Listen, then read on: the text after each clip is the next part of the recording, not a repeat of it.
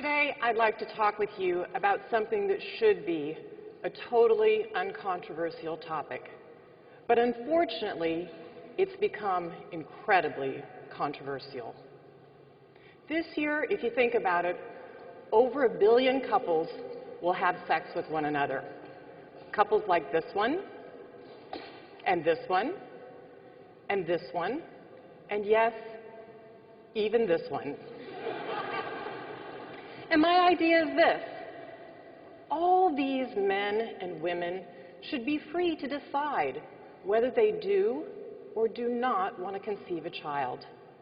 And they should be able to use one of these birth control methods to act on their decision.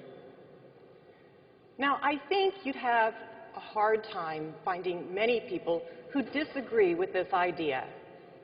Over 1 billion people use birth control without any hesitation at all. They want the power to plan their own lives and to raise healthier, better educated, and more prosperous families. But for an idea that is so broadly accepted in private, birth control certainly generates a lot of opposition in public. Now, some people think when we talk about contraception that it's code for abortion, which it's not. Some people, let's be honest, they're uncomfortable with the topic because it's about sex. Some people worry that the real goal of family planning is to control populations. But these are all side issues that have attached themselves to this core idea that men and women should be able to decide when they want to have a child. And as a result, birth control has almost completely and totally disappeared from the global health agenda. And the victims of this paralysis are the people of sub-Saharan Africa and South Asia. Here in Germany, the proportion of people that use contraception is about 66%. That's about what you'd expect. In El Salvador, very similar, 66%. Thailand, 64%. But let's compare that to other places like Uttar Pradesh, one of the largest states in India. In fact, if Uttar Pradesh was its own country, it would be the 5th largest country in the world. Their contraception rate, 29%.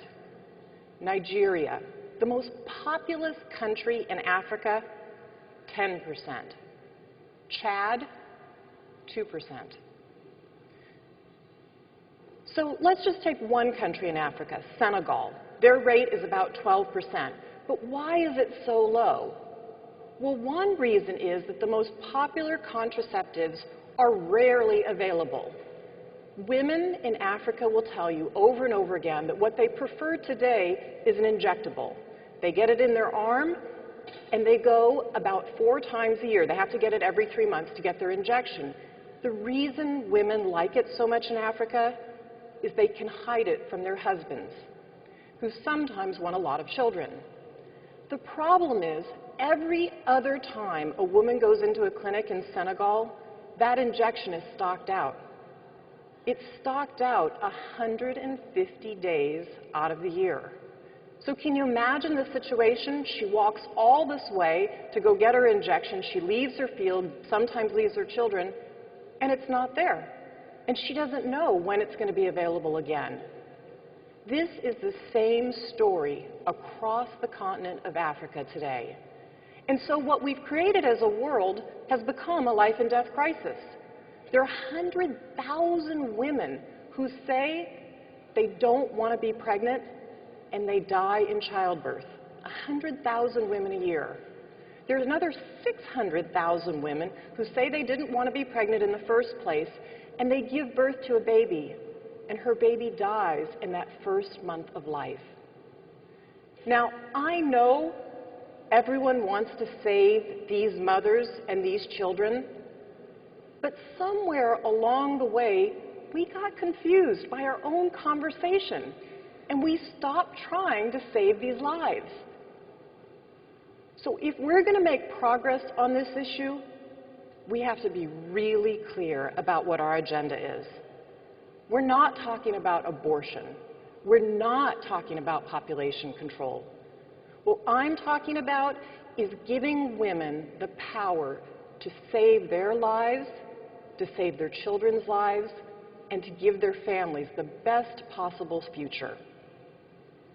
Now, as a world, there are lots of things we have to do in the global health community if we want to make the world better in the future. Things like fight diseases. So many children today die of diarrhea, as you heard earlier, and pneumonia. They kill literally millions of children a year. We also need to help small farmers, who plow small plots of land in Africa, so that they can grow enough food to feed their children. And we have to make sure that children are educated around the world. But one of the simplest and most transformative things we can do is to give everybody access to birth control methods that almost all Germans have access to and all Americans. At some point, they use these tools during their life. And I think as long as we're really clear about what our agenda is, there's a global movement waiting to happen and ready to get behind this totally uncontroversial idea. When I grew up in a Catholic home. I still consider myself a practicing Catholic. My mom's great uncle was a Jesuit priest. My great aunt was a Dominican nun. She was a school teacher and a principal her entire life. In fact, she's the one that taught me as a young girl how to read. I was very close to her. And I went to Catholic schools for my entire childhood until I left home to go to university. And in my high school, Ursuline Academy, the nuns made service and social justice a high priority in the school. And today in the Foundation's work, I believe I'm applying the lessons that I learned in high school. So in the tradition of Catholic scholars, the nuns also taught us to question received teachings. And one of the teachings that we girls and my peers questioned was, is birth control really a sin? Because I think one of the reasons we have this huge discomfort talking about contraception is this lingering concern that if we separate sex from reproduction, we're going to promote promiscuity. And I think it's a reasonable question to be asked about contraception. What is its impact on sexual morality? But like most women, my decision about birth control had nothing to do with promiscuity. I had a plan for my future. I wanted to go to college. I studied really hard in college, and I was proud to be one of the very few female computer science graduates at my university. I wanted to have a career, so I went on to business school, and I became one of the youngest female executives at Microsoft. I still remember, though, when I left my parents' home to move across the country to start this new job at Microsoft. They had sacrificed a lot to give me 5 years of higher education. But they said, as I left home, and I literally went down the front steps, down the porch at home, and they said, even though you've had this great education, if you decide to get married and have kids right away, that's okay by us too. They wanted me to do the thing that would make me the very happiest. And I was free to decide what that would be. It was an amazing feeling. But in fact, I did want to have kids, but I wanted to have them when I was ready. And so now, Bill and I have 3. And when our eldest daughter was born, we weren't, I would say, exactly sure how to be great parents. Maybe some of you know that feeling. And so we waited a little while before we had our second child. And, you know, it's no accident that we have 3 children that are spaced 3 years apart. And now as a mother, what do I want the very most for my children? I want them to feel the way I did, like they can do anything they want to do in life.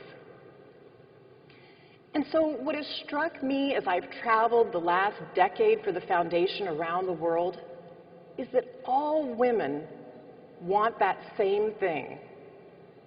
Last year, I was in Nairobi, in the slums, in one called Korogocho, which literally means, when translated, standing shoulder to shoulder. And I spoke with this women's group that's pictured here. And the women talked very openly about their family life in the slums, what it was like, and they talked quite intimately about what they did for birth control. And Marianne, who's in the center of this screen in the red sweater, she summed up that entire 2-hour conversation in a phrase that I will never forget. She said, "I want to bring every good thing to this child before I have another." And I thought, that's it. That's universal. We all want to bring every good thing to our children. But what's not universal is our ability to provide every good thing. So many women suffer from domestic violence, and they can't even broach the subject of contraception even inside their own marriage. There are many women who lack the basic education, but even many of the women who do have knowledge and they do have power don't have access to contraceptives. You know, for 250 years, parents around the world have been deciding to have smaller families. This trend has been steady for a quarter of a millennium across cultures and across geographies, with the glaring exception of sub-Saharan Africa and South Asia. You know, the French started bringing down their family size in the mid-1700s, and over the next 150 years, this trend spread all across Europe. And the surprising thing to me as I learned this history was that it spread not along socioeconomic lines, but around cultural lines. People who spoke the same language made that change as a group. They made the same choice for their family, whether they were rich or whether they were poor. And the reason that trend towards smaller families spread was that this whole way was driven by an idea. The idea that couples can exercise conscious control over how many children they have. This is a very powerful idea. It means that parents have the ability to affect the future, not just accept it as it is. In France, the average family size went down every decade for 150 years in a row until it stabilized. It took so long back then because the contraceptives, frankly, weren't that good. In Germany, this transition started in the 1880s, and it took just 50 years for family size to stabilize in this country. And in Asia and Latin America, the transition started in the 1960s, and it happened much faster because of modern contraception. But I think as we go through this history, it's important to pause for a moment and to remember why this has become such a contentious issue. It's because some family planning programs resorted to unfortunate incentives and coercive policies. For instance, in the 1960s, India adopted very specific numeric targets and they paid women to accept having an IUD placed in their bodies. Now, Indian women were really smart in this situation. When they went to get an IUD inserted, they got paid 6 rupees. And so what did they do? They waited a few hours or a few days, and they went to another service provider, and they had the IUD removed for 1 rupee. For decades in the United States, African American women were sterilized without their consent.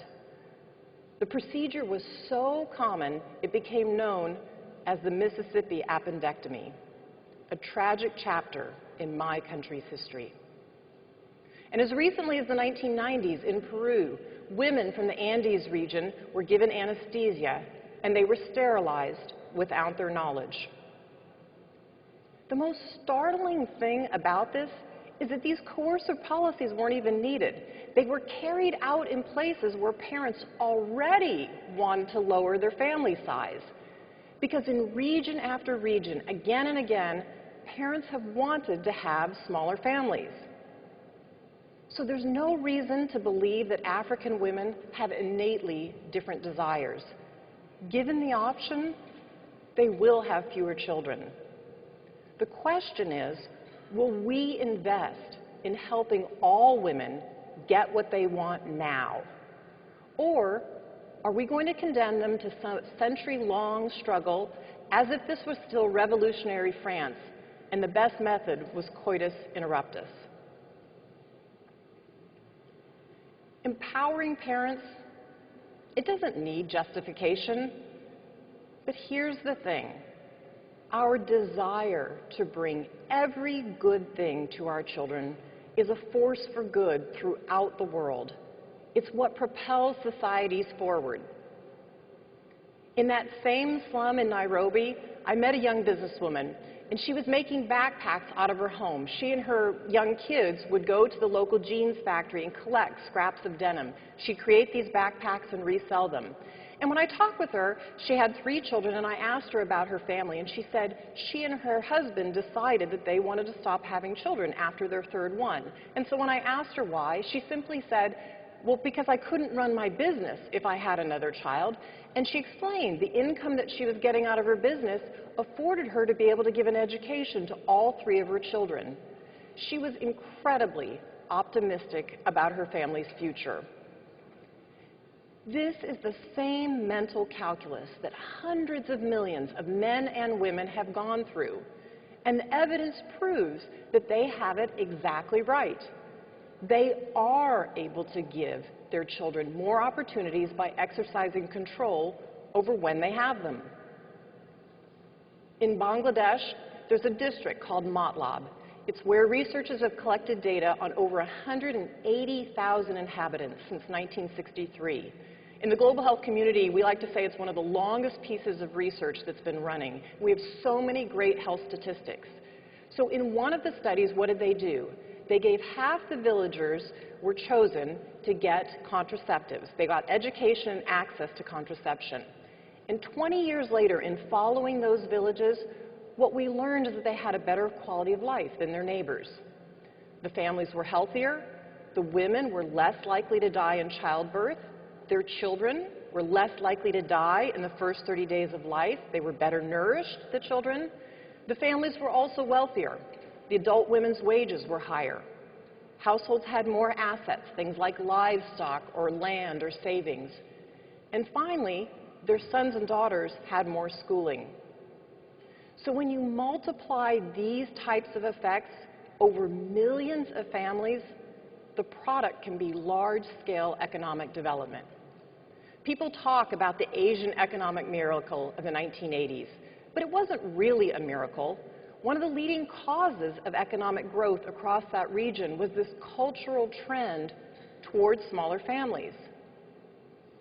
So sweeping changes start at the individual family level, the family making a decision about what's best for their children.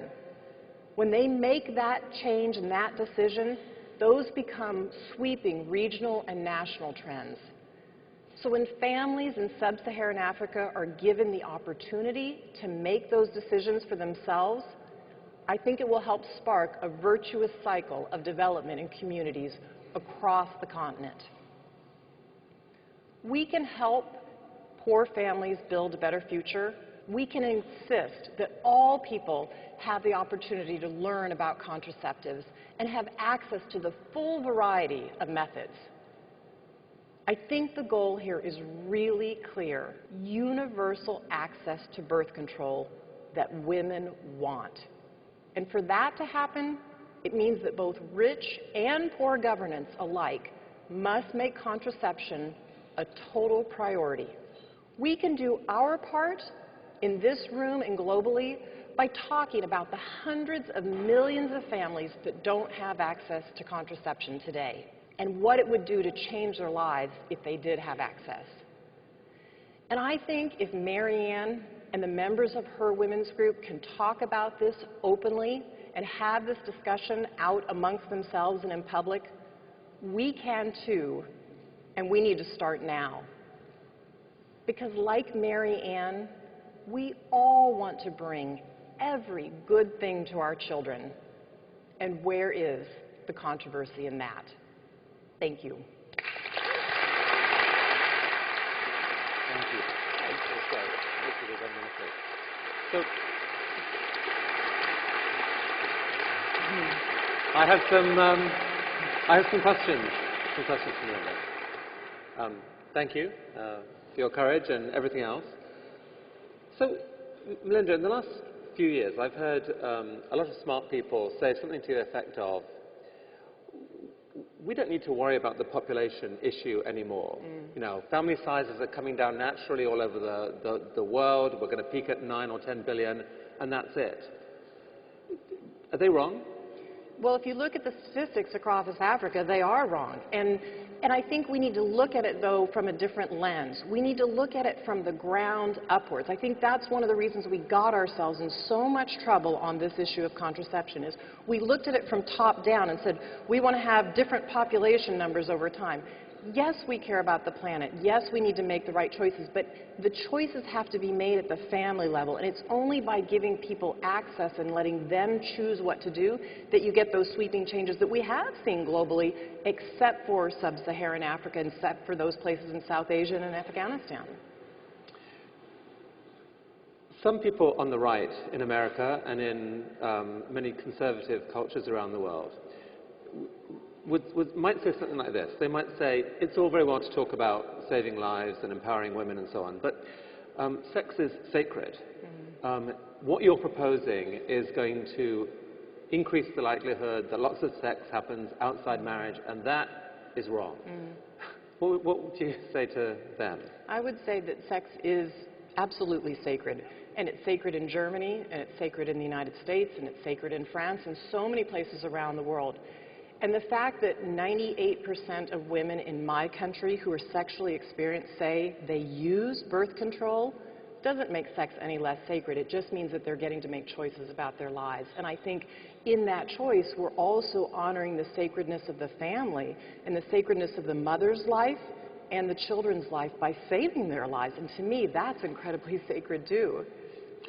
So, what is your foundation doing to promote this issue, and what could people here and people listening on the web, what would you like them to do? Well, I would say this: join the conversation. We've listed the website up here. Join the conversation. Tell your story about how contraception has either changed your life or somebody's life that you know. And say that you're for this. We need a groundswell of people saying, this makes sense. We've got to give all women access, no matter where they live. And one of the things that we're going to do is do a large event in July 11th in London with a whole host of countries, whole host of African nations to all say we're putting this back on the global health agenda. We're going to commit resources to it, and we're going to do planning from the bottoms up with governments to make sure that women are educated so that if they want the tool, they have it, and that they have lots of options available either through their local health care worker or in their local community rural clinic.